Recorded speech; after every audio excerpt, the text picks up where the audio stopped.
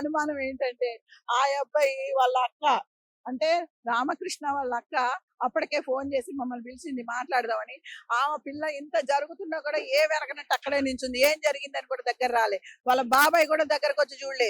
నిన్న శవం దగ్గరికి కూడా రాలే ఏం జరిగిందని. వాళ్ళు ఆ టైంలో ఎస్కేప్ అయ్యి ఈ లోపలే ఆ పిల్లగాడిని తీసుకుపోయి అంటే రామకృష్ణని తీసుకుపోయి ఆల్రెడీ సరెండర్ చేసేసారు. అయితే ఇక్కడ జరిగిన ఇన్సిడెంట్ ఏంటంటే వాళ్ళ అక్క మమ్మల్ని ఫోన్ లోని చాలా వల్గర్ గా మాట్లాడటం జరిగింది. ఏంది అది ఇది చూసుకుంటాము, మీ బంగారం మాదే, మా బంగారం పాప బంగారం వాడి దగ్గర ఏదో కొద్దిగా ఉంది ఇచ్చిందంట హెల్పింగ్, డబ్బులు అవసరం ఉందని.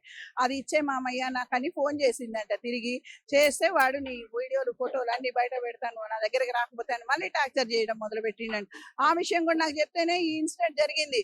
ఏమో బెదిరించింది ఏంది అది ఇది అని. నా అల్లుడు వస్తున్నాడు ఆగన్నా, నా అల్లుడు అక్కడ వినాయకుడి దగ్గర ఏదో అక్కడ పని చేస్తున్నాడు, ప్రసాదాలు అవి ఇవి వస్తున్నాను ఆంటీ మీరు రండి అంకుల్ రమ్మన్నారుగా, ఈ లోపల నేను వస్తానని అన్నాడు. నేను లోపల పోయి చూసేసరికి ఇదంతా జరిగింది. పాపం తీసుకొచ్చి ఇదంతా చేసినాం. ఇంకా ఇంతకంటే నేనేం చెప్పలేను. వాడు నా అనుమానం ఏంటి అంటే ఈ రామకృష్ణ అన్న అబ్బాయి ఆయనకి సపోర్ట్ చేసే వాళ్ళ బాబాయ్ గోడ వెనకన అక్కడ ఖాళీ ఉందండి. వాళ్ళ ఇంట్లో నుంచి వీళ్ళ ఇంట్లోకి వే ఉంది.